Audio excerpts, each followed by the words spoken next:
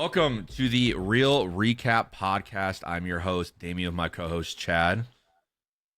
Thank you for everyone who watched last week's episode. I think we're at like 60-ish views. Got some pretty good jump in subscribers and a lot of followers on like our social media pages. And so I appreciate everyone who shared, liked, watched, commented. So please, if you're watching this and you're not subscribed, make sure you subscribe. Make sure you like the video, share with your friends.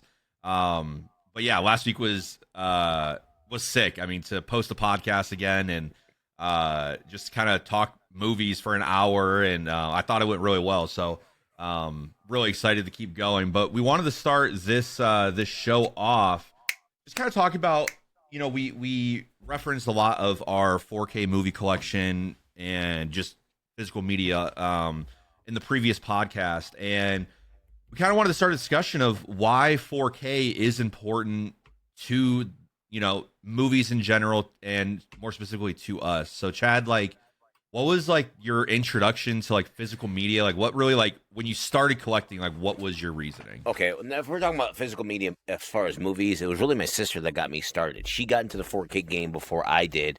Started telling me about all these amazing movies that have not looked this good since they were released on film. And I think a couple of the starting ones we got, I'm trying to think of the couple beginning ones we got. I don't even recall the first ones. I'll have to go back and have that discussion with her. Yeah. But there's just some key points of like why they are important to me and probably you as well. Yeah. And why I collect them and why it needs to stay a relevant thing. Again, I already kind of touched on one of the first points. Since the creation of these 4K Blu-rays, these films have not looked this good on a large scale since they were released in theater. The resolution, their depth, their overall quality, because as of right now, it is the most native resolution from their 35 millimeter film that they were originally on. So that is like a huge staple point. And majority of these 4K transfers are sourced from the original film. So you have this piece of film, this reel, all right, scene by scene by scene by scene, that has been digitally scanned and given to you on this disc. And there's no better reference material you can get for your own in-home viewing, your home theater setup, your own experience. Yeah, no, I mean, I agree. Like, especially your point of, for most of the 4Ks, this is the best viewing experience. Like, for instance, Scream 4 just got announced for a 4K. And if you've ever seen Scream 4, you would notice that it just looks awful. It's really saturated and has like a yellow filter over it.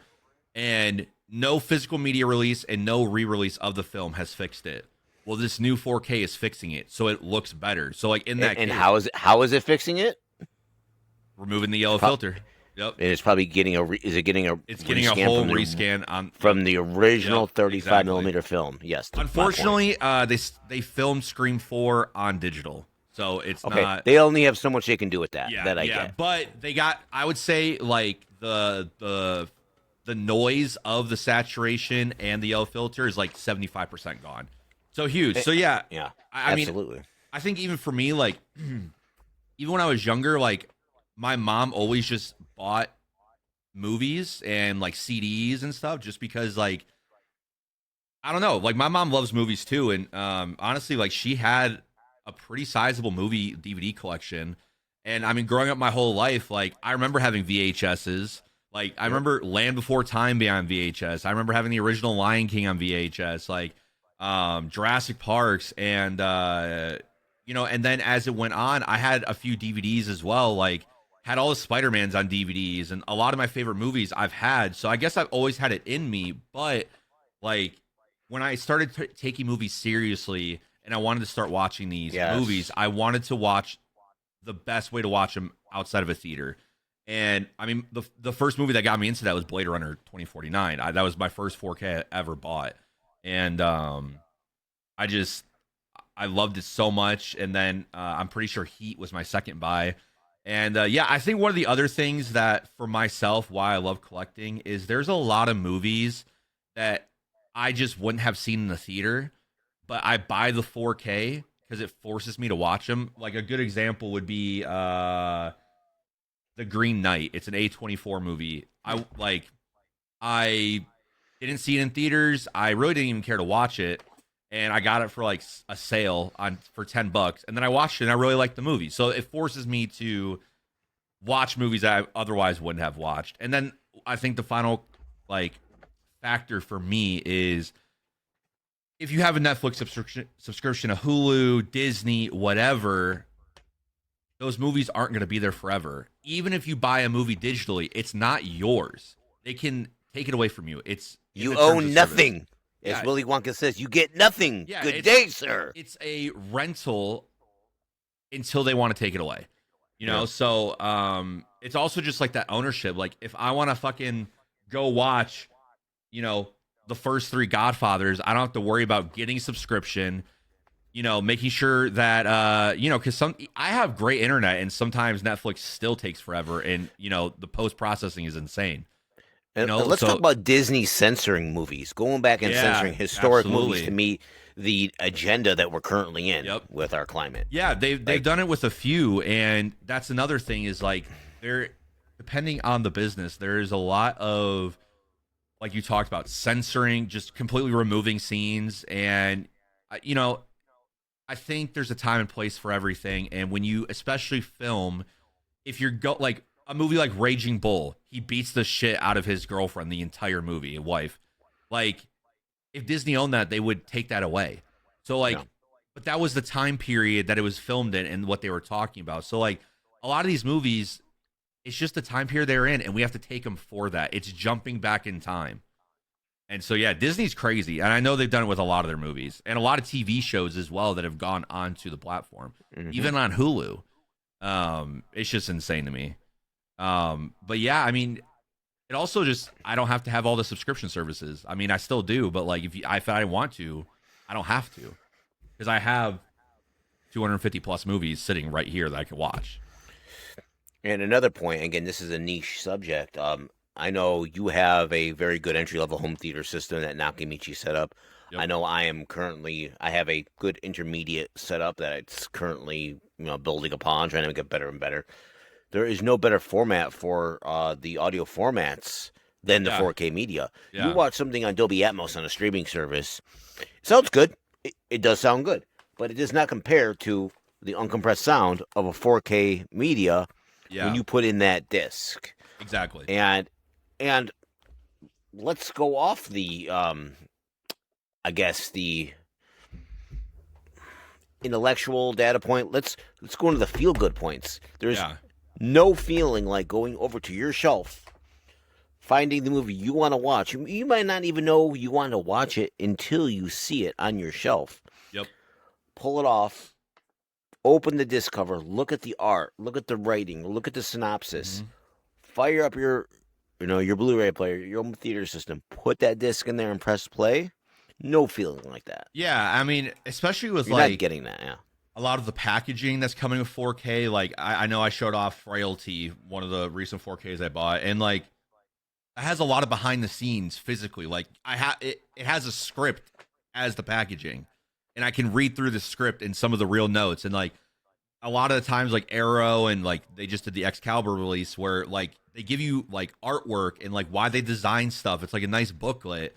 And then I think another important thing, that's nice is if you are like interested in how movies are made and why the director maybe made a decision, you have a director's commentary, you have behind the scenes on the disc. You don't get that on Netflix unless like they make it some special like Stranger Things, right? They're like, oh, go behind the scenes of Stranger Things. Whereas like every movie I own, I would probably guess 99% have a behind the scenes and a director's commentary. And those are fun to watch too, because when you're watching the movie with the director and he's like, oh, I did something this way, it's like, oh my God, I never even thought of it like that. So it helps your movie experience. So I just think physical media is just, movies would not be where they are without physical media. And honestly, physical media still helps movies to this day get sequels. And there's still a huge audience for DVDs, Blu-rays and 4Ks. I can't believe the way VHS is coming back. Yeah, And VHS is I'm coming back. in a huge way. And the thing is, I'm trying my best not to jump on this bandwagon. And it's not that I don't love the idea of pulling a VHS out of a slip, putting into a VCR, and hearing all those amazing sounds I grew up with. It's degrading media. VHS film has been degrading and gets really dirty and really bad over the time. And in the end, you're just not having a good viewing experience. Yeah, I mean, I mean, obviously, yeah. like, I don't. I mean, for maybe the vibes, I would go back and watch an old movie on VHS. But I mean, I'm just gonna sit there and be like, I have a 4K of this that I could just go and fucking Yeah.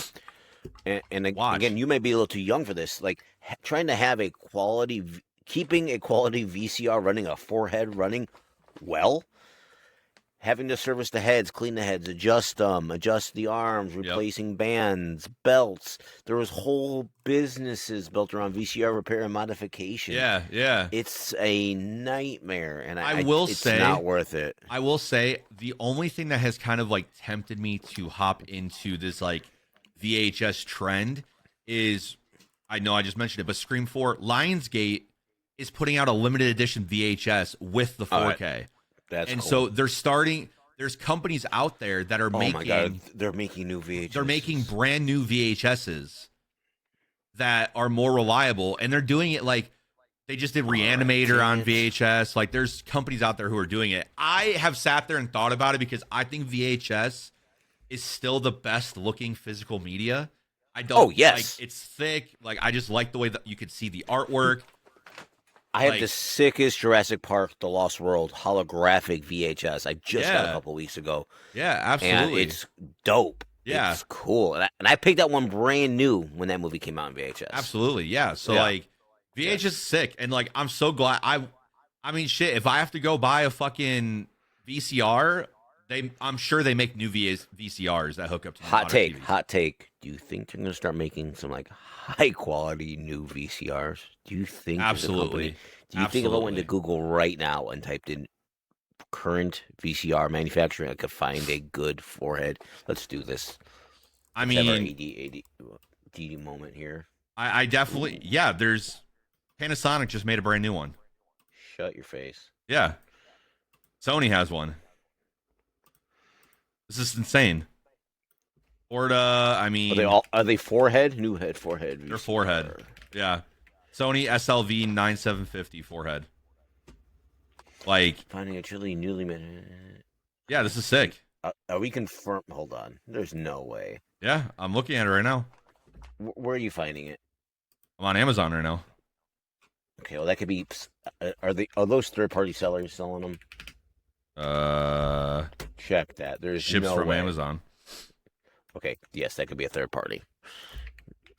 But yeah, no, I mean, there's definitely a market, and whether or not. Yes, they're all saying renewed. Oh, okay. So I see what this is. So not yet, but I think if VHS continues on a trend that it's on, it's a possibility. Hold on, LG sells a VHS to DVD / VCR combo that is HDMI as well. Yeah, but still, if you were that hi-fi head with a hi-fi VCR, I mean, you don't want. I don't know if. Yeah. I mean, to be honest, like if you want audio quality, like don't touch VCR. If you want best picture quality, don't touch VCR. It's just nostalgic. I don't know if I'll ever like buy a VCR again, but I will buy some VHSs for some movies that I love because it just looks sick for sure. Yeah. But and then was a good tangent. Yeah. No, one of the things I wanted to talk about, Chad, was you watched Marty Supreme last night. Yes. You know, kind of give me your thoughts on. My God. What you thought. I thought it was a great movie. I thought, you walk in, you jump into the movie thinking, okay, this movie's going to be focused on ping pong and the ping pong world. Yeah. And in honest reality, it's a very small part of the movie. And I'm sorry if I'm getting distracted. I'm kind of going over our text back and forth because I was literally texting you as I'm watching this in the moment. It is a constant anxiety attack. Yep. The whole movie. This is an uneasy movie to watch, but a good movie to watch. Yeah, with a character who like you root for, but you also don't like. It's like this guy is a top 10 piece of shit Yeah, human being. but you want to see Um, him win. It's kind of yeah, weird. and at the Yeah, same time get punched in the face. yeah, Yeah, just absolutely. got one of those punchable faces. You just Yep, want to right to the suck face, that's right. suck hole. Sorry, there we go. Said it Yeah. right now. Um, and then I mentioned to you, I'm like, man, I said, what did I say to you? Hold on, I said, oh, I'm laughing because I don't. Oh, hold on. Is it a spoiler if I talk about some of the actors that's in it? I mean, the movie's been out. I guess spoiler alert. But go Okay, ahead. spoiler alert. Uh, Tyler, the creator, had a wild part, and Yeah. it came out of nowhere. It's just like one of Marty's like best friends that is also a probably equal level scumbag, as they have a um insane night, filled Yeah. with debauchery Yep. and crime and just insaneness. Uh, and I texted you, this whole movie is an anxiety attack, like what is it, Precious Gems, and you're like, that's the same director. Yeah. Yeah. So absolutely his style from Precious Gems. Yeah. If you like Precious Gems, you're gonna Uncut like Gems. this movie. Uncut Gems. Thank you. Yep. It's just gems, all right. It's just gems. It's just gems. Yeah. See it, and again, massive surprise, best surprise Yep. movie I've seen in a long time. You've been on me to watch it. I shouldn't be surprised since it was one of your top recommendations. Yeah. So. Did you get the 4K? Did you watch the 4K? No, I just watched it on Okay. a streaming service. Okay. Nice. Yeah. I would also then recommend a movie called Good Time. Robert Pattinson, same director. It was the Okay. movie he made before Uncut Gems, or maybe right after Uncut Gems. It's just a Okay. constant anxiety attack.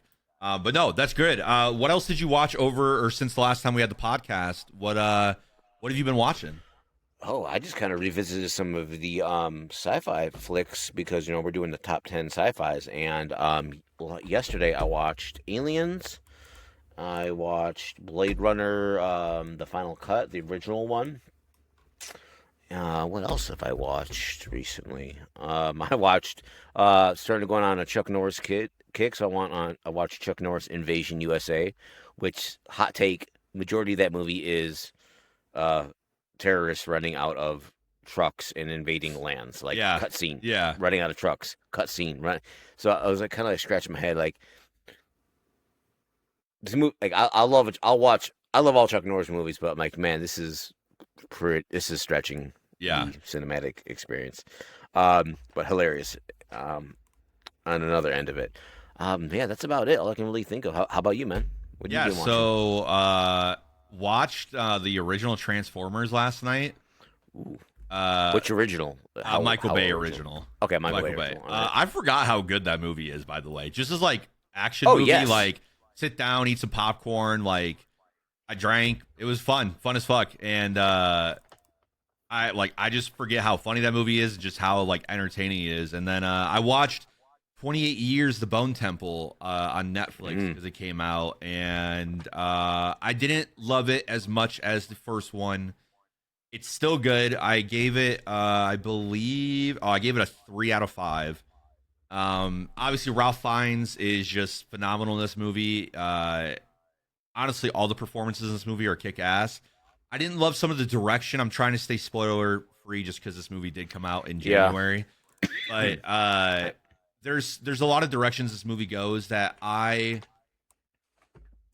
liked, but I didn't love like the first one. But the ending of this movie that sets up what's coming, phenomenal. So Yeah. I recommend it. It's a fun watch. I then watched a movie called Sick. It's a horror movie, and I heard so much praise, like, oh, it's really solid, it's really fun, like it's written by Kevin Williamson, who did the original 2 Screams. He wrote Scream 4 and Scream 7. I was like, okay, let me like watch this, and I just absolutely hated it. I gave it a 1.5 out of like. I just can't believe people thought it was. You were really just good. pissed that you wasted your time watching it. Yeah, essentially. honestly, like by the time like the movie was over, I was like, I'm never getting back the hour and 45 minutes that it was. And then honestly, the biggest surprise was, so since October, I made it a mission to watch every single Halloween movie, just period. Yes, same, dude. And- That's our tradition. Yeah, and I was doing really good in October. I watched, you know, the original 6 plus the Rob Zombies 2. Then I watched Yep. the new trilogy besides Halloween Kills, or sorry, I only watched the first one in the new trilogy. Then I stopped, and then I kind of sat on it. And then I watched Halloween Kills a few weeks ago again, and I liked it. And then I remember watching Halloween Ends and not Ugh. liking the movie at all. No. Okay.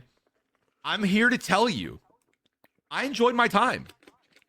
I gave it a 3.5 or a 3 out of 5. I thought it was really good. I liked the new direction. I liked the idea of the town turning someone into the monster. Like the town is also the monster. I don't love Michael Myers getting his ass beat by, some random guy, but like I like the themes that they were going for, and I like that this new trilogy really kind of copied the first 3 movies. And this one was the season of the witch. This one was the outlier. We're gonna shoot for the moon.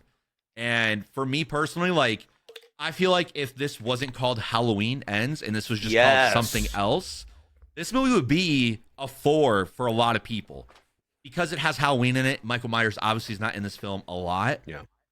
I understand the critiques. Personally, as just I'm gonna watch this movie probably every 3 years, 4 years. I enjoyed my time. I thought it was a good watch. I would give it a rewatch. The kills are good. Like the story's pretty solid. Like it's something new into Halloween. I think a lot of people need to realize as well. We are, God, 6, 8, we're 10 plus movies into this franchise. You have to start trying something new, or you get accused of retreading, or you have to do remake after remake after remake. So I appreciate that they tried something new, and yeah, I had a great time with Halloween Ends, and then that was really it. I need to watch some other ones, and I'm gonna watch them over this coming weekend. Any new shows? Are we watching any new shows?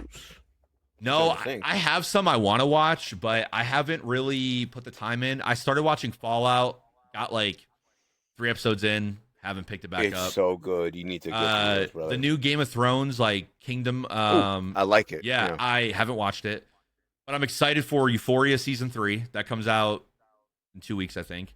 I need to watch the Game of Thrones show, and then House of Dragon comes out later this year, which I am so excited for. Season 3 of House of Dragon, I'm so excited. I need to rewatch House of Dragons. How many seasons are we in? There's Is this 2 or 3? There's 2. 3 is coming out later this year. All right, So I can rip through first. There's stuff that I need to work on, but I think I need to finish Peaky Blinders, and I need to finish Ozarks. That's what I need to finish. Not finished yet. You've never finished Ozark? I finished. So I started. I'm excited for you. I finished season 3 like 2 or 3 months ago. Okay. And because of how much anxiety that show gives me, I put myself on a break from that show because it's like that's not something I can just binge, or I'm gonna give myself a fucking anxiety attack. So I'll go 6-8 months without watching a season, and then I'll watch like one episode randomly and be like hooked right back into it. So I need to finish the 5. I think is there 5 seasons? I believe so. Yeah. So I'm gonna finish that. So Peaky Blinders, Ozarks, and then Breaking Bad. That's kind of the trend I'm gonna go. Then Sopranos. Maybe in the future. No. I've watched the first season of The Sopranos. I thought it was good. Yeah. Yeah. So are the I know season 2 is just getting started. Best, but yeah. No, dude, you're just getting fired. I thought season 1 was like a solid it was solid. 3.5 out of 5. Yeah, you're only giving a small part of that show. Oh, I know, but all right. The way I work with shows, it's very rare I'll binge a multi-season show in like a regular basis. I'm very much of I still kind of am a little old school where 1 season a year, 2 seasons a year, whatever it is, and that's just how I work. I'm a binging whore, dude. If I get a wild hair at my ass, I'm watching every episode of Sopranos in 1 month. Yeah, I'll dive into it. I can do that with Friends. I love Friends. Ew. I rewatch Friends almost every year, all 10 seasons. Unpopular opinion, I cannot binge watch Seinfeld. They have some hitter episodes. I can watch the hitter episodes, all right? Love Kramer They is got a lot of wild, filler. and yeah, a lot of filler, and I'm not a fan of Jerry Seinfeld. I'm not either. I'm His not comedy as either. a human being, yeah, and him being like a car collector, and yeah, I'm Yeah. down with that. But yeah, Yep. no, Yeah, and no, also like Seinfeld probably top 5 worst ending for a show ever. Just yep, period. I think Sopranos would probably be up there as well. yep. You'll have to determine that. Yeah, I will. I'm excited to when I watch that. So, yeah, Hmm. let's go ahead and get into kind of the main thing. So, Chad and Awesome. we started working on like a top 10 sci-fi films, but I need some time with that. So, we're switching to our top 10 favorite films of all time. I think it's good. We've been doing a lot of introductory, and I think looking at our top 10 films, you can kind of see the styles we like and kind of like who we are. So, yeah, I did want to start with some honorable mentions. I have two that I feel like I wanted to name just because I do love them. Um, I'm not going to like talk highly about them, but my number 12 is Spider-Man 2. It's my childhood, the original Tobey Maguire one. And then number 11 for me is Prisoners with Jake Gyllenhaal and he's Hugh Jackman. I almost said Heath Ledger. Um, so those are my two honorable mentions that I wanted to talk about. Um, I couldn't like make this list and not talk about Spider-Man 2 and not talk about Prisoners because I love Prisoners. I probably watch it 3 to 4 times a year. Spider-Man 2 I watch all the time as well. So those are my most watched. So Chad, did you have any honorable mentions that you wanted to mention at all or for you? Virtuosity. Crazy sci-fi film. Again, I love this film, even if we weren't doing sci-fi. Something that's very, very watchable for me. Um, um, just a wacky, futuristic, I wouldn't say dystopian movie where it's just was it Sid 6 7 Yeah. Russell Crowe's character is just goes from a simulation to in real life to him and Denzel Washington are absolutely kicking the living shit out of each other, shooting each other. He's leaking ooze, healing himself with glass. Kind of at the time as a young boy, I'm like, Yeah. this is awesome. I dig this. This gives me endorphins. Okay. So yeah, yep. Yeah. I think for my number 10, this is not like I would like to preference that, I when you watch people talk about their top 10 films, I feel like they like try to put in a lot of movies that are like kind of pretentious. Hmm. Uh some of these movies I've given like 3 out of 5 stars. But I love them. Like they might not be amazing movies, but I personally love them. So I just wanted the preference. You're not gonna get some fucking 12 Angry Men in here, okay? Yeah, no. You're starting off with Congo, okay? Oh, I Um, love that. That's a sick steel book. yeah. No, this is from Vinegar Syndrome. It's a giant collector's edition with brand new art. Um, Are you keeping that in a protector? Did you buy a protector for yeah, that? Is that what absolutely. we're doing now? Yeah, Do you have protectors absolutely. for all? Do you have protectors for all your steelbooks? They are ordered. They are ordered. And I'll tell you why, because when I pull out my steelbooks and I see scratches on them, it makes Yeah, me I want to hurt know. myself. I know. Okay. I bought a I'll huge do. lot of steelbook covers for like $10. I got like 75 of them. All right. I'll need some from you if Yeah. you have But yeah, extras. Congo, I know it's kind of hard to see, so I'll kind of point it like this, but Yeah. childhood favorite of mine. Tim Curry is just so fucking funny in this movie.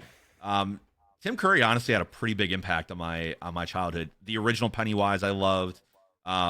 He's in House on a Haunted Hill that I love as well, and then obviously this movie making into my top 10. I just think it's such a fun adventure film. I mean, the premise is they need these crystals and Diamonds. sorry, Diamonds. diamonds. Yeah, diamonds. And Diamonds. there's killer gorillas protecting the diamonds, and they have to go to the Congo, and they have a talking gorilla named Amy with them. That is Amy, good gorilla. good gorilla, yeah. And also at the same time, the country is that they're going to is at war, so like they have really funny like airport scenes where like they land at the airport and like shit's being blown up, and they're like, "Oh, don't worry about that." So yeah, Congo, I love. If you haven't seen it, I think it's on Hulu, but it's really fun. The action is pretty like, I mean, it's just an adventure film. It's not really like an action movie until the end. But Tim Curry just fucking goes crazy. And yeah, this Vinegar Syndrome. I'll pop it open real fast. Um, this is a magnetic like release, so then it swings open and you have some art, the new 4K Ooh, packaging. So yeah, so love Congo. So Chad, what is your number 10? good movie, and I'm Like a going movie you to go back say to all the first time. Jurassic Yeah. Park. Yeah. Jurassic Park 1. Okay. Absolutely. Yeah. Steven Spielberg, Prime Spielberg. Yep. Amazing soundtrack, amazing score. Yeah. Um, just very watchable, easy to watch, fun to watch, very tangible. Yeah. Yeah. High replay value. Oh yeah, for So, sure. yep. Yeah. So my number 9 comes from the director named Michael Mann, and that is Collateral with Jamie Foxx and Tom Cruise. Really rare movie where Tom Cruise is playing the bad guy, the antagonist, and it also is just I think the last good Michael Mann film. I mean, he did Miami Vice after this, and really hasn't done much after that. I know he did Ferrari recently, and yeah, but Collateral I love takes place entirely one night. It has such amazing themes about taking risks on yourself. Tom Cruise gives such a good villainous performance in this. And he's someone that always plays the good guy, jumping off buildings and saving everyone. And Jamie Foxx plays a really likable character, and it's just a fun adventure. You're going from Tom Cruise is a contract killer, and the whole night you're following him, going from contract to contract to contract. And I mean, it even makes Will Smith's wife likable, and she's very likable in this movie, Jada Pinkett Smith. Even though I do not care for her at all as a person, Yep. but Collateral. The only thing I will say about Collateral that really sucks is this is probably the worst 4K I own in my collection. They used a lot of DNR. It's very grainy. The Blu-ray is still better. It was unfortunate. The HDR is trash. They didn't upgrade the audio from the Blu-ray. Collateral is terrible on 4K. Buy the Blu-ray or watch it on streaming. This is the only movie I'll probably say that about. I was so sad. This 4K is so bad that you can barely see what's happening in a movie that takes place entirely at night. So, yeah, Collateral. So would you say it's worse than Terminator 2? Ooh, oh, I do have Terminator 2 as well. Fuck. Well, the original 4K of Terminator 2, yes, is the worst. They did a re-release that they did a new scan. Same. Nope. No? Nope. Same Oh, okay. scan. Well, yeah. So New Terminator Steelbook, yes. Yeah, Terminator 2 is probably the worst one. Yeah, I have that. I only have that because the Steelbook is fucking sick, which I'll have to show it another time. No, but yeah, Collateral, if you haven't seen it, it's amazing. Chad, do you have your number 9 ready to go? Yeah, I'll throw in again. Mine's a movie, not necessarily number 9, due to my logistics or failure of. I'm gonna go Goodfellas. Ooh, I'm gonna okay, go De Niro, Pesci in their prime. A lot of those other actors that had Ray Liotta. amazing Liotta. Thank you. Yeah. And there was a lot of other actors in there that had parts in Sopranos, other mob movies, other shows that were just been acting for 40, 50 years. Yeah. Just such a good story from what is it, Goodfellas? From Liotta's journey as a child into the world of organized crime, to making his first connections, to becoming there at an intermediate level, to making those connections, creating those businesses, to his peak of making money, and then his downfall. Great movie. Yep. High rewatchable value. Great soundtrack.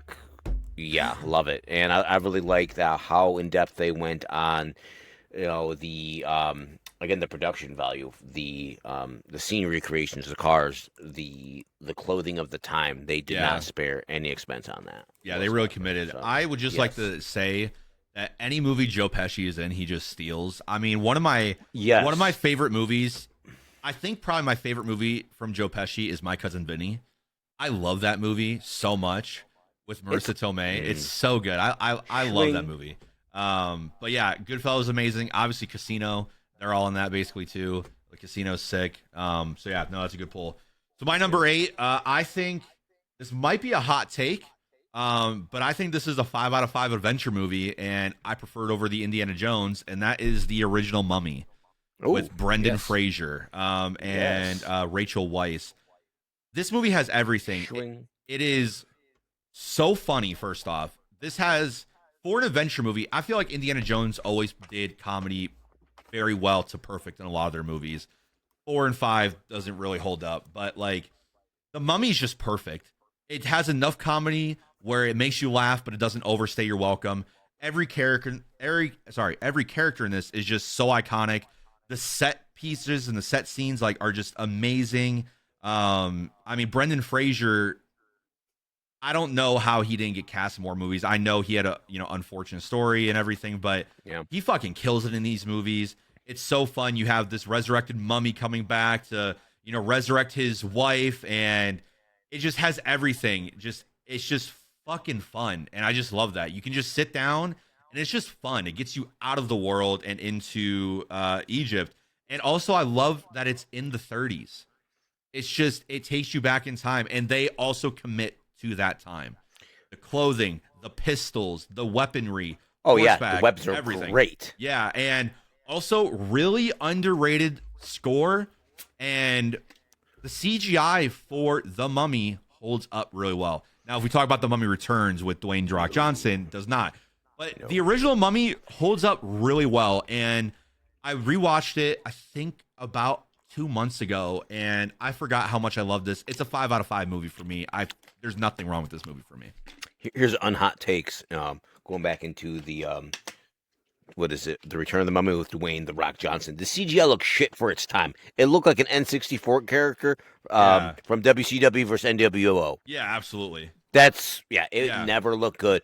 Do you think there was licensing issues at that time with The Rock because they barely did any likeness on him? Do you think? I always thought that. Yeah, I don't know. If I had to take a guess, honestly, they probably just didn't pay enough for CGI or didn't even have the right CGI team because I'd be interested to know if the original CGI team that did the first Mummy did this one because the Mummy Returns, besides the Scorpion King like portion, looks pretty good. Like the monkeys, like they're campy, like but they're undead monkeys. Those monkeys scared the shit out of me when I was a kid. But they look like shit. Yeah, but everything else looks pretty solid for the time, and also this was a time period where CGI was being forced into everything, and unfortunately, like it looks like they rushed it, and it's one of the worst CGI sections in a film ever. So, but the original one, if you haven't watched it, just go watch it. It's so much fucking fun, and get the 4K because it looks great as well. But Chad, you're number 8. Oh, Shawshank Redemption, baby. Okay. Shawshank Redemption. Again, Tim Robbins, Morgan Freeman, in the 90s. Both of them could still. Is Tim Robbins even still alive? That's a good question. I don't think I've seen him in a movie in so long. Either he's not alive. I'm looking it up for you. Movies. But yeah, thank you. Let me talk. He is alive. Okay, cool. He's alive. All right. What a great movie about prison life, prison drama. A man that literally got framed and imprisoned his whole life for a crime he did not commit, and him dealing with the cards he's been dealt the best possible way. The man has been handed a shit sandwich for a deck of cards, for a hand of cards, and makes the best out of absolutely the worst situation. Creates and lives in his own world.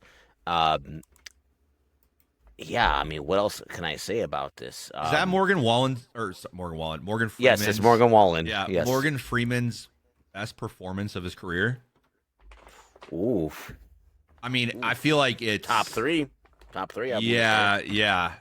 He kills in that movie. Tim Robbins is so likable in that movie, and I mean, yes, what a great story. It's one of those movies that's just a ride, and you're like, I also appreciate that movie because like, if you look at it, not a lot happens, but like it puts you in the world, and a lot happens in that world that's like small, but in that film it feels big, right? Like I just love that you feel like you're in the prison.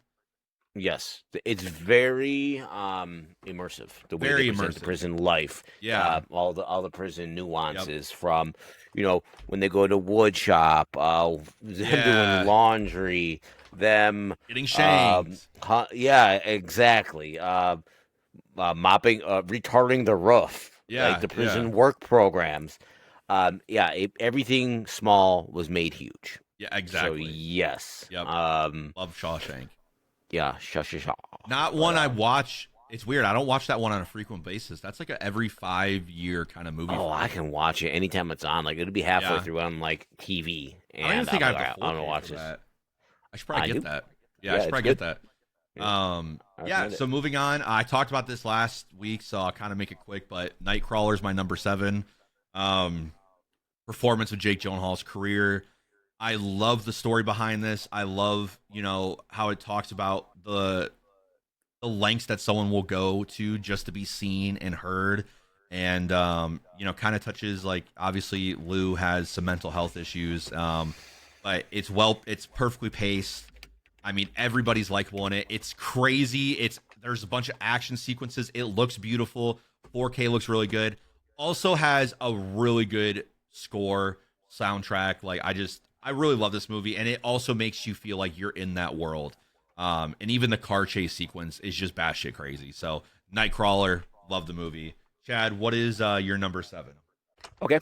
Hey, my number 7 pick is The Game with Michael Yeah. Douglas, Sean Penn. This movie was kind of a sleeper hit for me. I remember just finding this DVD randomly in my collection when I lived in Chicago. This DVD was given to me by my sister that worked at a used music store at the time. And this is just a dark, ominous mystery thriller. Um, what is it? Michael Douglas is a very wealthy but cold, concise businessman. His brother is kind of a fuck up, Sean Penn's character. Sean goes to buy him a gift for the man who has everything, and and the gift is the game. Yeah. And Michael Douglas is just thrown on a crazy adventure completely against his will on a night of just insanity as he's trying to kind of undo the game, stop the game, because he knows the game is happening. Oh, yeah. Yeah. Um, very cool 90s themed. It gave me my love for like BMW 720s, like the 7 Series of the 90s. Because he had a sick one, a sick BMW. He's kind of ripping around town in. No, yeah, so that's my number 7. Really Yeah. enjoyed it. Yeah. No, I love that one. Yeah. So my number 6 preferences. Also, real fast, just want to point out because you talk about Chicago, my favorite city I've ever visited. By the way, love Chicago. You're welcome. So I've talked a lot about Scream and Scream 2, but I did want to just put the original here. So the original Scream, Oh, that looks I good. mean, revitalized the slasher genre. I mean, for so long, you had this like revolution, when the first Halloween came out, and then, you had Friday the 13th was basically just a knockoff of that. And obviously, you had Wes Craven come in. You had so much John Carpenter work. You had Nightmare on Elm Street, which had a good trilogy. The first one's amazing. The second one is good. It's not as good, but it's good to great, depending on who you are. One of the first horror movies to have a gay character in it. And then Dream Warriors, phenomenal movie. I prefer Dream Warriors over the original. Um, and then you get into sequelitis with horror movies where you get to, you know, 4, 5, 6, 7, 8. I mean, Friday the 13th is at 11 right now. Obviously, we just talked about Halloween. And Scream was the first slasher movie to come back and say, I have something new to talk about. All of these issues that you have with previous horror movies, I'm going to talk about. We're going to be meta. Oh, here's what happens in a horror movie. Don't do these things. Here's the rules of a sequel. That's what I love about the Scream franchise is it's always commenting and it's always been ahead of the game. I mean, every slasher movie since this has come out since '96 has somehow been influenced by Scream. Obviously, Scream's very influenced by John Carpenter and Halloween, but the new Halloweens are influenced by Scream. So I would just say it's the greatest horror franchise of all time. And I had to put a Scream on here.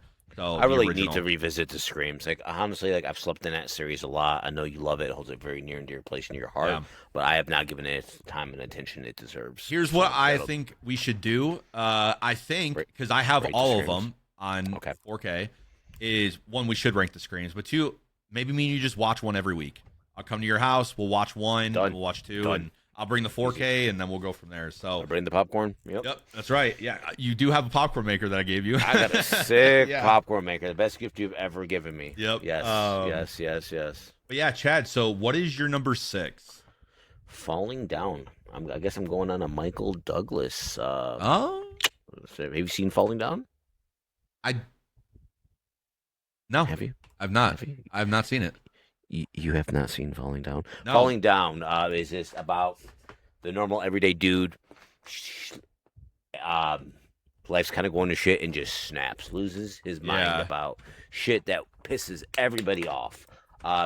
Long story short, he is a dude that worked at a defense company, going through a divorce.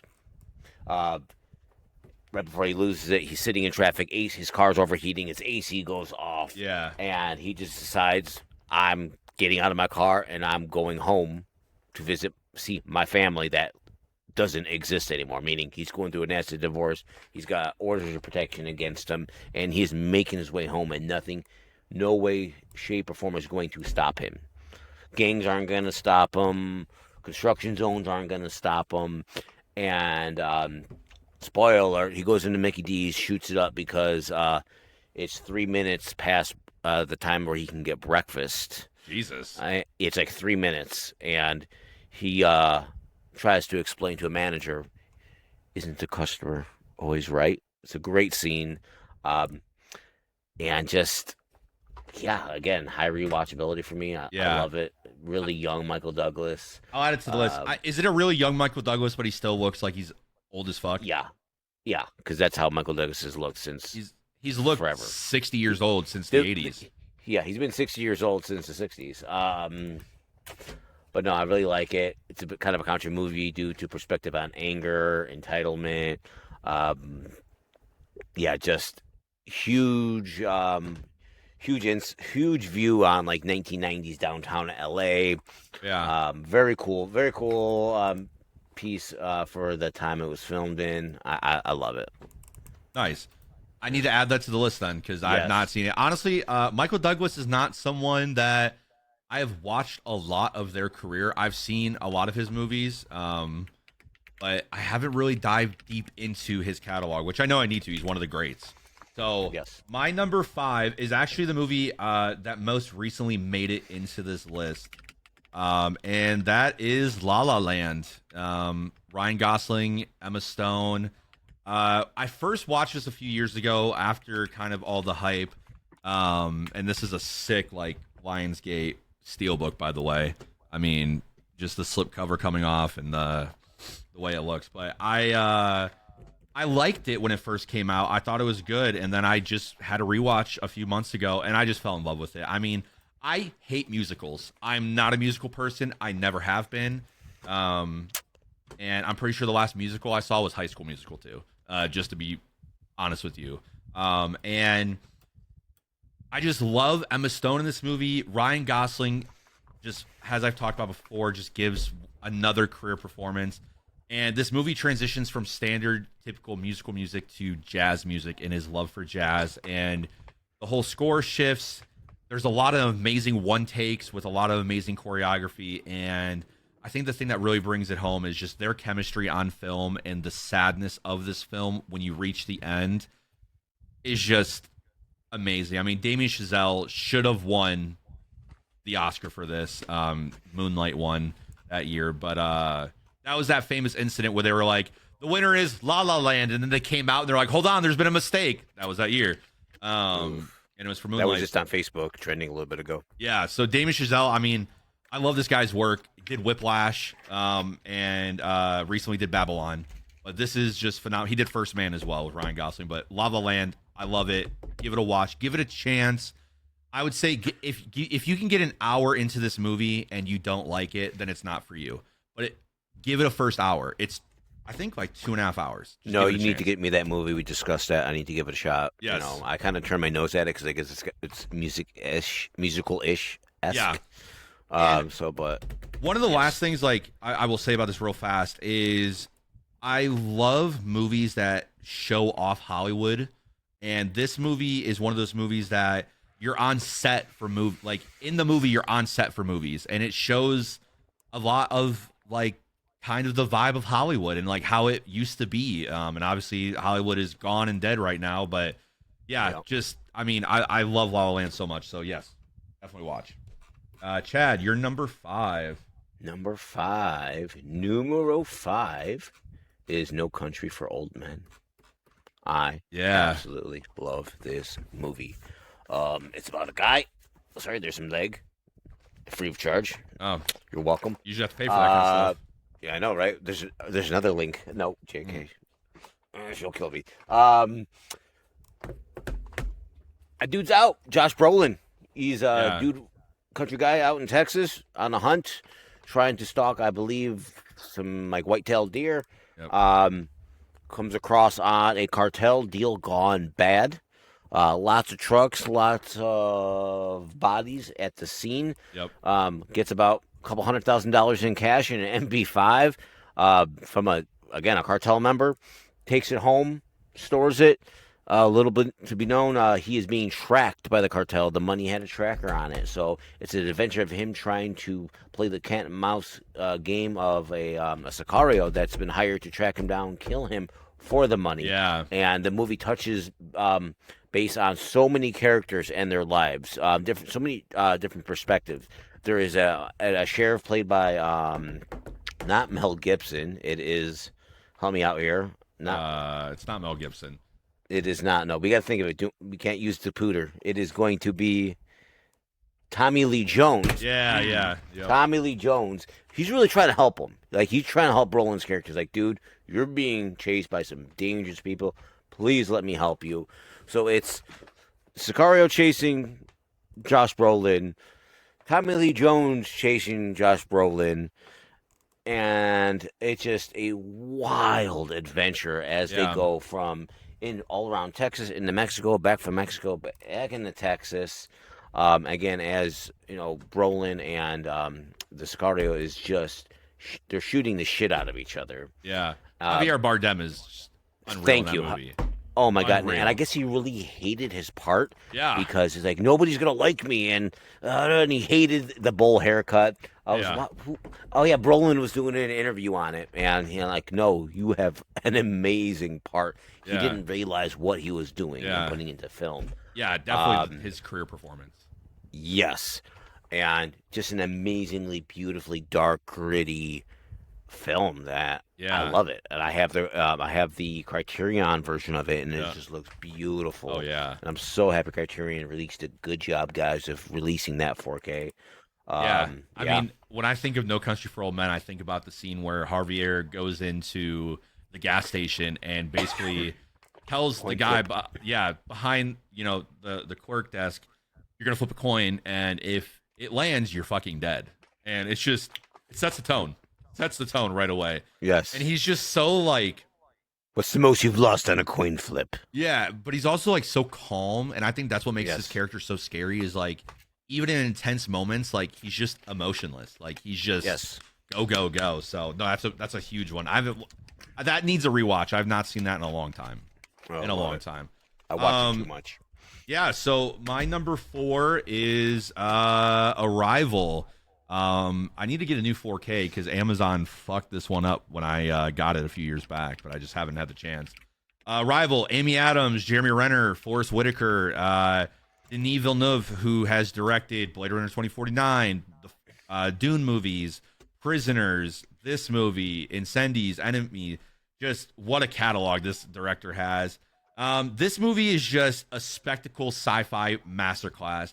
Basically, all around the Earth, aliens have landed, and we need to know what they want. They have no idea what's going on. They're worried about them killing us, giving one country certain types of weapons that the other ones won't have.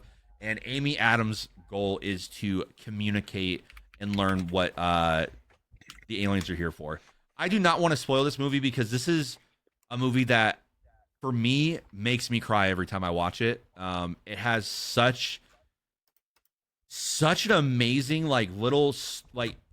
they hint at it in the beginning. They talk about a certain topic in the beginning of the movie, and then towards the end, everything makes sense and it all comes together for just this one of the saddest movies I've ever seen. This is my favorite Amy Adams movie, and she kills it. Jeremy Renner, who kind of underrated actor, kind of got stuck in the MCU movies. He did a movie called Wind River, which was fucking amazing as well. Oh yes, So fucking good. And Arrival, I think, also just top class from this man. And Forrest Whitaker also fucking always good to see. I saw Wind River in theater. Sorry to go off, and I am so happy I saw that movie in theater. That movie is so good. That movie is so good. So I believe I have it on 4K. I believe I have it. Yeah, maybe. Yeah. Oh yeah, that's my number 4. Chad, what is your number 4? Man on Fire. Okay. I think some of Denzel's best work. Back before he kind of looks bloated like he does now. Yeah. His face does not look the same. Yeah. No, Denzel's character, Creasy Bear, is a alcoholic, high performing bodyguard that is having a little bit of trouble getting on the wagon. Yeah. Comes out to Mexico from his friend Christopher Walking. What? Kind of turns him onto this job. Hey, they need a bodyguard. What is it for? I believe his client is a very high-ranking Mexican national, and Dakota Fanning is the little girl he is protecting. He comes off very cold, very by the book. Hey, I'm here to do a job, get paid, and drink. That's it. Ends up creating an awesome relationship with Dakota's character. Unfortunately, Dakota's character does get kidnapped, which is a very common occurrence apparently in Mexico City. Yep. And it's his reign of terror he brings down on Mexico City of getting Dakota Fanning back. And it's dark, gritty, masochistic, you know what I'm trying to say. Yeah. Yeah. Anyways, I'm trying to say bigger words than I should be. And just it's done right. Anywhere from the gunplay to the action scenes. It's not pretty. It's dirty, and it's done that way on purpose. And I love the movie. And I think they're talking about a sequel. I'm a little nervous. Yeah, I mean, typically Denzel doesn't do sequels besides the Equalizer trilogy, apparently. He chose, out of all movies, and Gladiator 2, I guess, but he wasn't in the original. Like, he doesn't do sequels, so that'll be interesting. Dude, he was the joke in Gladiator 2. Him in Gladiator 2 was Denzel being Denzel. He wasn't even doing a character. Yeah, but he was so good in it. I agree. I love Denzel. it. I love it because I think he was making fun of the part. Yeah. Almost. Definitely. I mean, I kind of strangely, I've seen a lot of Denzel's career. Yes. I mean, Malcolm X, amazing. Oh, obviously, yeah. Man on Fire, Training Day. Like, my favorite probably being Remember the Titans from him.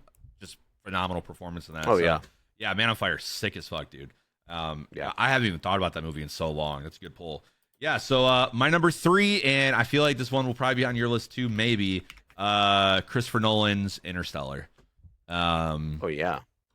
Probably the movie I have watched the most in my life. That's not a horror movie. Definitely sci-fi, and Christopher Nolan's catalog is the one I have watched the most of.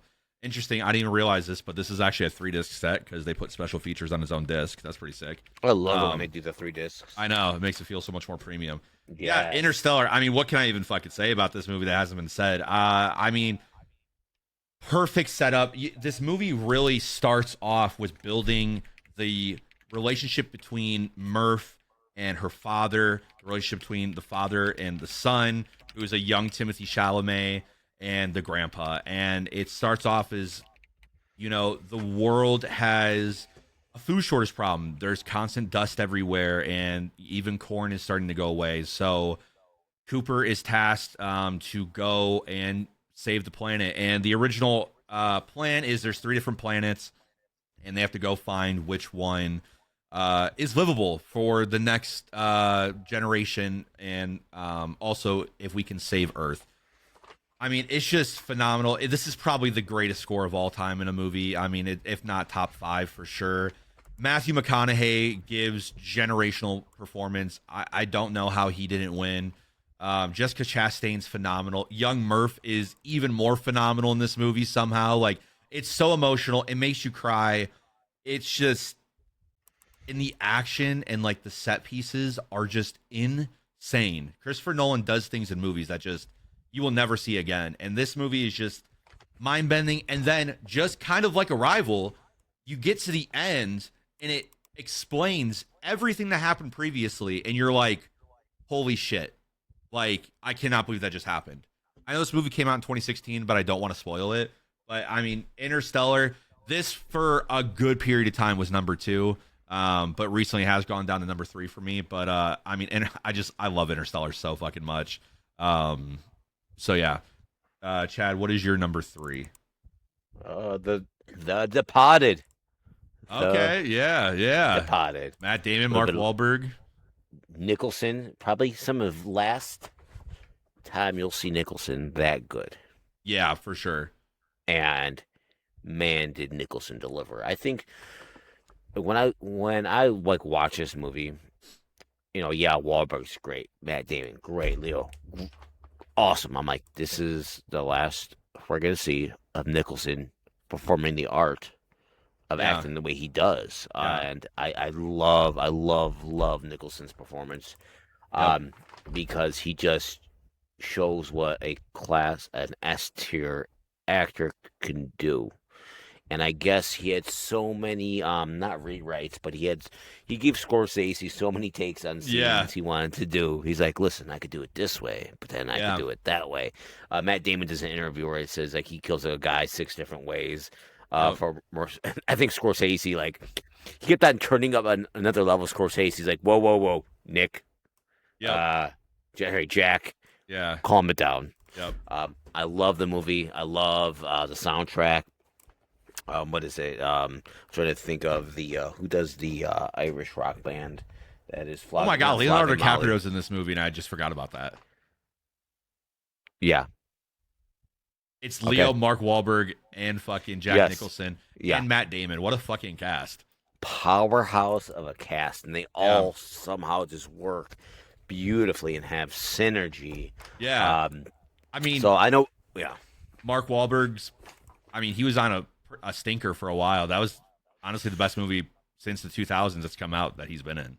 So Mark Wahlberg was actually kind of funny in this because he's kind of a smaller part of the cop, and the narrative he has between his boss. I'm trying to think of what's his name. Yeah, the guy who shot somebody on that show, Rust.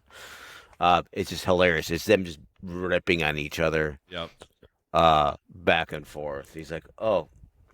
I'm trying to remember the back and forth banter they had. It's like, oh, I'm not even going to try to recreate it because I'll just mess it up. Yeah. But there's a lot of great key players in it. Long story short, it's a movie about organized crime in Boston.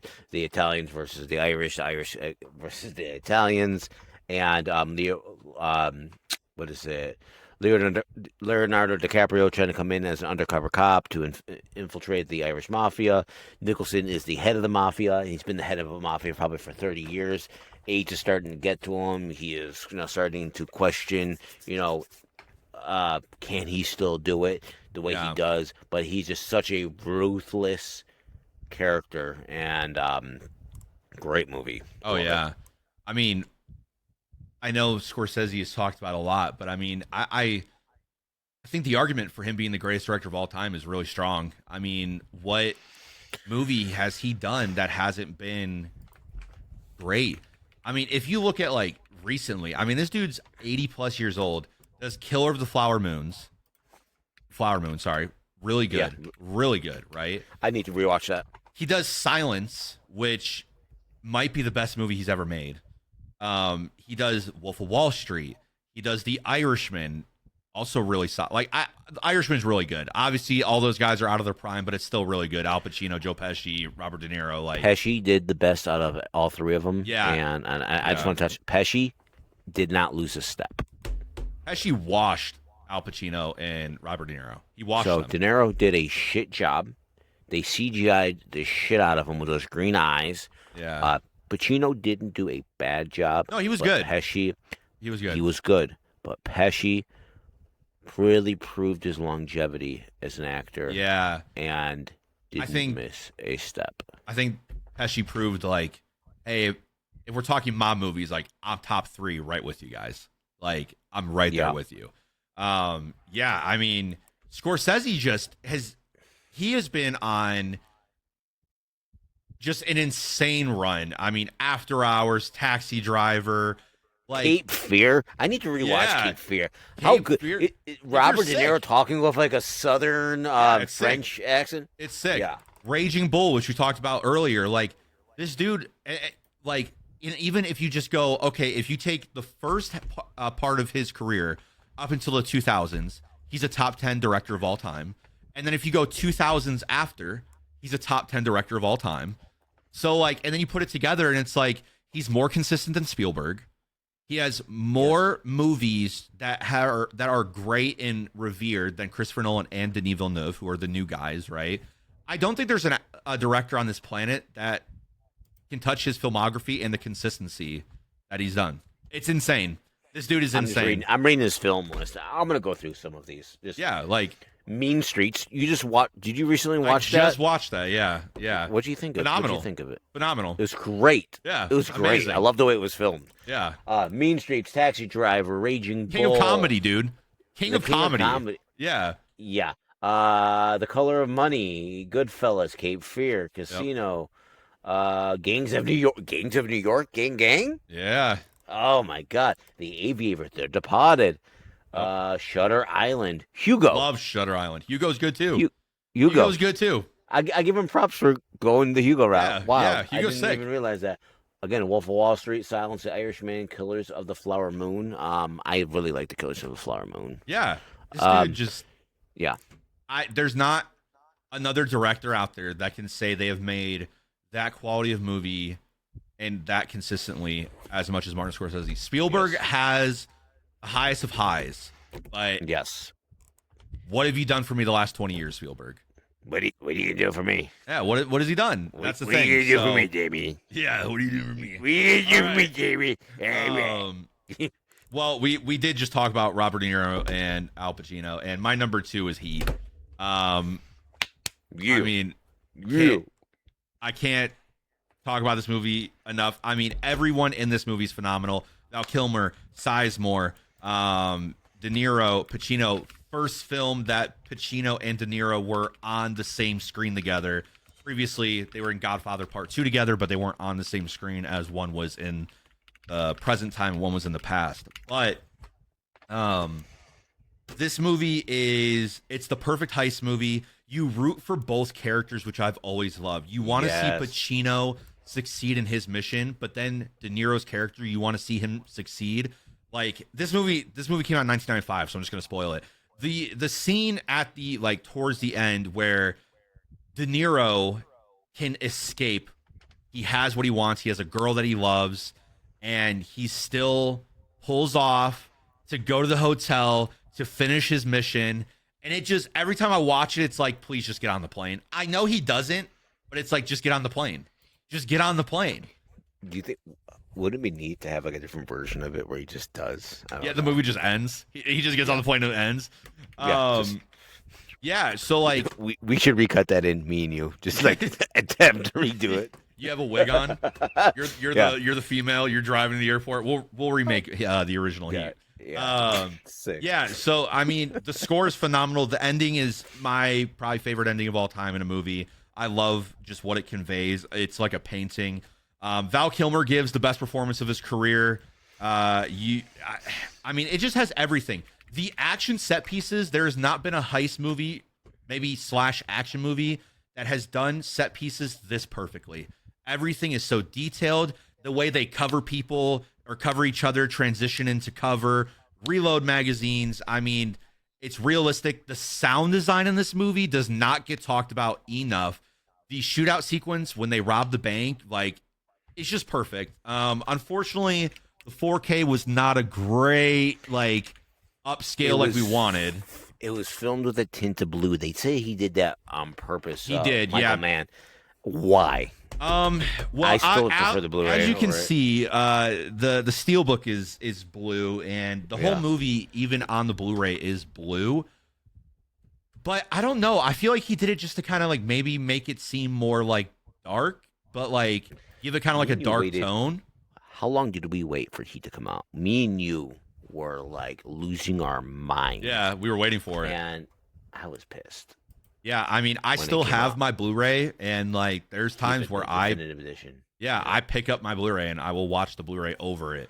Um, 9 out of 10 times, I'm sorry, I will watch the yeah, Blu-ray over the 4K, yeah, and I think absolutely. that is a telltale example of someone fucking with a piece of art that's already been released. I don't need three different versions of the same thing. Yeah, absolutely. Um, I but hope that since Heat 2 is coming out, and it's going to start filming, I think, soon, I hope that we get a re release and a new scan, 4K scan of Heat that does it justice. The Blu ray is perfect. Like, yes, it's perfect. They could have great just, soundtrack. Yes. all they had to do was just rescan it as 4K, but he just messed around with this, and I don't know why. It would have been a perfect release. But yeah, Heat's my number two. Chad, what is your number two? All right, my number two is Scarface. A little cliche, but it's a movie I can watch again and again and again. Pacino, uh, peak. Pacino is a Cuban immigrant, Tony Montana, that has a rise to power in the cocaine scene in Miami. Uh, rise to power, power kills him. He gets killed in the most epic shootout scene in probably not epic shootout scene, but the best last man standing scene Yeah, like ever, ending for a ever. character. Yeah. Yeah, and which again is such a great show of Pacino's versatility. Hearing Pacino with the Cuban accent is a little wild when you go back and think about it. Yeah, yeah. It wasn't that organic, but he did it. Yeah. Was that Sharon Stone with his girlfriend, right? Or is that Michelle Pfeiffer? Michelle Right? Pfeiffer, yeah. Michelle Michelle Pfeiffer. Pfeiffer. Man, she looked good in that Uh, movie. she did. As a co-core She too. Yes, absolutely. She can't even have my babies, man. Sorry. Yeah. Um, I love it. I mean, Scarface is sick because he comes in as a Cuban immigrant to Florida, which Yes. was huge at the time when this movie came out. And he comes with his best friend, and honestly, it's such a tragedy what happens between him and his friend. Basically, Pacino becomes so powerful that it starts to get to his head. He gets delusional. Obviously, he's like the cocaine god of Florida. And his best friend falls in love with his sister, and because he's in like this crazed state, he goes over there and kills him Yeah. right in front of his sister. Yeah. And for no reason, the guy was going to be a good guy to his sister, anyways. So Yeah, they were getting married. They were getting ready to like announce yeah, it. yeah, I really like the beginning when they have to make a hit on Vivenga yeah. to get out of there to get their green cards. He's like, "Oh, for green cards, I cut them up real nice." Yep, exactly. Yeah, and it was really funny on that scene of the immigrant camp. I'm sorry if that's not the right word for it. There's a random dude just walking in circles with like a piece of fence post, just Are you hitting serious? something. It's like literally he's doing. I want you to watch it. It's the beginning scene when they're panning out after they've done the hit. Yeah. He's just like walking in a circle. This old dude just like ah. Oh my Hilarious. god. Hilarious. Yeah, I Like that mean, extra sucked. yeah. And I can't help but stare at it every time I watch Scarface. Oh yeah, exactly. And I just love that the movie, like Tony Montana, when he first starts off in this film, he's looking up. He goes and he sees these nice cars. He goes to one of the top guys' house for the first time, and he was like, "Oh my god, you have an elevator in your house." He sees Michelle Pfeiffer, and he's like, "I want that." And then you see what he goes through and what he's willing to do to become what he wanted, but at the end he got everything he wanted and it still wasn't enough. So I feel like that's a good message. It's just, I mean, it holds up so well. Fucking Al Pacino is like mob movie, whatever. Like he's my favorite, just period. Al Pacino is amazing. So when I think about that shootout scene, something I really like about it, which is somewhat realistic, there's a scene where he's pulling up on his cabinet, he's grabbing his M16, with the M203 grenade launcher. He's struggling to grab all the mags, put them in the pocket. He's dropping mags. When he's out there and he's just ripping through the 30 rounders, he's like struggling to get the next mag put into it, seated. Like you can see the struggles of him trying to manipulate that weapon. I'm like, yeah, he is not. He has military experience, they state that, but he is not like a run and gunner. Exactly. So I really like that. They don't show him smooth. They show him, with a bullet in his shoulder, trying to get that mag in, hit the forward, hit the mag, the bolt release. I really like that. Yeah. So, No, man. absolutely. It's so classic, and obviously, like, it's staying power and just the culture. Like, I mean, you still see Scarface merch everywhere. Yes. Obviously, Tony's character is idolized everywhere you go. It is, I mean, a lot of mob movies basically took the Tony character and put it into their movies. So I Yes. mean, just phenomenal. And Pacino, obviously, like that's film history. That's one of those movies that, like, if I feel like you could not tell the history of cinema without Scarface. I think Yes. it's that impactful. And speaking of Scarface, let's visit on this briefly. Talk about the what is it? Scarface: The World Is Yours video game remaster. Hopefully Yeah. coming out. I guess it's finished or near to be finished. Yeah, I heard that it was gonna be kind of released. finished. Yeah. We'll see, man. It's a game we really need, and a game did not get the love it should have. But man, it has just a crazy production story. They put so much work into that game, and it's amazing. So Yeah, if anybody sees that game, grab it. Yeah, I would definitely play it. PS2, I think it's on the Wii, stuff like that, but play it on PS2. No, I don't think it's on the Wii. It's on Xbox original. I'm pretty sure it's on the Wii. Shut, you're lying. I'm pretty sure it's on the Wii. If I had to take a guess, I'll bet you $1 it's not. All right, I'll take the dollar bet. It has to be on the Wii. It has to be. I think I owe you $1. Yeah. Okay. Sick. Yeah. That's dumb. Yeah. It is on the Wii. Do not play it on the fucking Wii. It does not work. I'm buying it right now for the Wii. Oh my god. What? Oh, wait, real quick. What do you think that game costs right now on the Wii? Okay, so I think the PS2 version is like $40. No bullshit. Dude, it's like $100 now. Okay. It's $100 plus. I guarantee the Wii version, $19.99. Dog, you need to not even hold on. Is it cheaper? While we're looking this up real fast, if you don't know, I got it. Scarface: The World Is Yours was a sequel to the original where Tony lives and he goes to Las Vegas to like restart his empire. That's a premise. Like the game starts, you do the shootout scene and you escape, which is like mind blown. And I didn't know this game even existed till Damien told me this game existed. And it's awesome. It's great. It's $41. Oh, I see that. I see that on the Wii Complete. New 70, graded 156. Yeah, PS2 version's about 30. Okay. No, is it still that low? I'm seeing it. No, fully complete way. $84. My bad. I think that's what I need to get. Yeah. I'll put that away. I have the Xbox version, but the PlayStation version includes the DVD of the making of it. If you get the certain edition of it, yes. Yeah. So The World Is Yours is sick. Forgot about that. They should do a remake or they should release a remaster because I mean that game is I don't want that game to just be lost on the PS2, the Wii, and the original Xbox. I would like to see Limited Run get their hands on it and do a crazy nuts special edition game release on it. Is Limited Run still around? I think they're struggling horribly. Yeah, because I know they started doing a lot of Switch titles. I just know when I think of a really good limited edition releases, Limited Run has killed it. And yeah. They're still around. But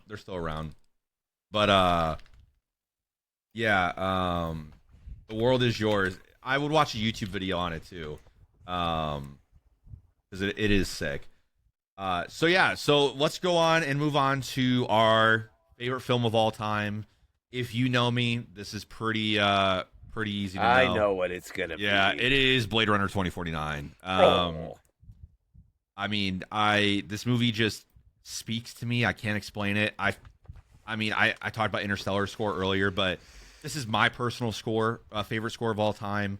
Ryan Gosling gives such an amazing performance. I love that this film touches on the idea that, a lot of people feel like they have to be born into something to be a hero.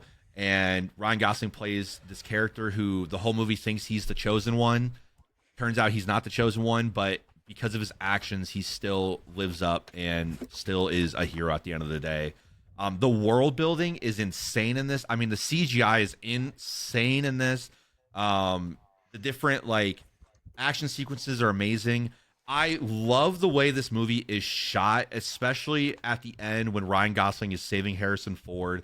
Basically, they're in the ocean in a car as well, and it's sinking, and he's fighting the main protagonist in this film. And it's everything with joy is sad. the movie, just Ryan Gosling's character, about he doesn't have a soul. He is a replicant. You know, they are not quote unquote humans, and it still touches on a lot of what the original Blade Runner touches on, is what makes you a human. Do you have to have a soul to be a human, or is it by your actions, by the judgment of your character? And this movie just touches on everything so well. Harrison Ford, we talked about it last week, gives the best performance he's given in the last 15, 20 years. This is a movie he wanted to do, not a movie that he was forced to do. I mean, the dude was wanting to get killed off in the original Star Wars trilogy because he hated Star Wars. So, like, he cared about this movie. I love that they go to Las Vegas in this post-apocalyptic world, and like the fight scene where he first meets Harrison Ford and Elvis Presley is like singing in the background, and he's a hologram. And I love everything about this movie. If you haven't seen it, go watch Blade Runner, the first one, and then watch this one, because you will be amazed. It's a long movie, but it is something that will, I hope, leave an impact on you, and like really consider, like, if you don't love movies, this movie, I hope, would make you love movies and want to look into deeper themes. So, Blade Runner 2049, go see it. Go see it. Also, still the best looking 4K I own. And it's not even close, probably. Sony fucking killed it with this one. So, Chad, your number one movie of all time. All right, for my number one movie pick of all time for myself, Lord of the Rings trilogy. I know it's 3 movies. I know it's about 29 hours a movie total, probably. I'm joking. I'm being really drastic. Sorry. Yeah. But, yeah. What can I say about the Lord of the Rings trilogy that hasn't already been said by thousands of other people that can explain this movie way better than I can? But it's the adventure of all adventures, the adventure of good against evil, of evil against good. You know, it starts off, you know, a boy is going to drop a ring into a volcano. He is destroying a ring, something that's pure evil and needs to be destroyed. An object of temptation that he has to endure, a pain he has to endure while he is wearing this ring, even around his neck. You know, he brings friends, he brings to go on the adventure with. They are tempted by it. Highs, extreme lows. Amazing. Probably the highest rewatchability scale of any movie I've ever watched. Amazing. Oh, yeah. The fight scene, in the end of what is the third one? The Return of the King. The Return of the King still holds up. We're talking about CGI that holds up. Amazing, insane Dolby Atmos soundtrack. Yeah, I don't know what else to say. It's that good. I wish I could talk about it. I have seen bits and parts of the Lord of the Rings trilogy. I have seen the Hobbit trilogy, not the original Lord of the Rings trilogy. That's a walking show. Yeah, I know I need to watch it. I know it's probably the greatest trilogy of all time. I understand. I just, to be honest, like the kind of genre that is, that mythical, is something that I was never really a fan of, to be honest. It's an acquired taste. Even Game of Thrones, I didn't care for, like, the original Game of Thrones. I've seen all of Game of Thrones, and I didn't care for it. I love House of Dragon, but like Game of Thrones, which is more in that like same realm as Lord of the Rings, Game of Thrones, I thought was good, but I didn't like love it like I did something like an Ozarks, a Stranger Things, something like that, right? Yeah. But the Lord of the Rings trilogy, I mean, I know it's so good. Obviously, please take this next time you're here. Like we have to trade back some of our 4Ks. You have a good stack of mine, right? I have Mean Streets, Death Wish 2, The Outlaw, Cell. Yeah, The Cell, and The Good and the Bad, the Ugly. You have The Outlaw of Josie Wells. Yeah, I have that one too. Oh, sick. Yeah. And then please take this. So yeah, I need to watch it. My hesitance is they're all 3 hours, and if you watch the director's cut, I think they're all like 3.5 to 4 hours long. I know they're amazing. Just I will. Maybe I'll watch one tonight. Even though I might plan to watch Heat tonight. I'm kind of in the mood to watch some Heat. Watch Heat. Yeah, watch Heat. I don't want to take that from you. Yeah, I'm gonna watch Heat, and then maybe tomorrow I'll watch. What's the first one? Fellowship of the Ring. Yes, this is the Fellowship. Hold on, I don't want to lie. Yeah, I think it's Fellowship, it is Two Towers. Fellowship, Return of the King. Return of the King. Yep. Okay. Wow. So- It's like Peter Jackson obviously killed it with those. I mean, I'm pretty sure won multiple Oscars for The Lord of the Rings. And it's his best work, and best written work for sure. Well, I do need to watch those. I'm kind of sad I haven't watched those. I'm actually really sad I haven't watched those. But yeah, so that is our top 10 favorite movies of all time. Please go down below and list yours. Let us know what you thought of our list. If you haven't seen any of the movies on our list, like, please go and check them out. And please, once again, if you haven't, subscribe, share. We're live on Apple Podcasts, Spotify. We're live on YouTube and Instagram. Follow us over there.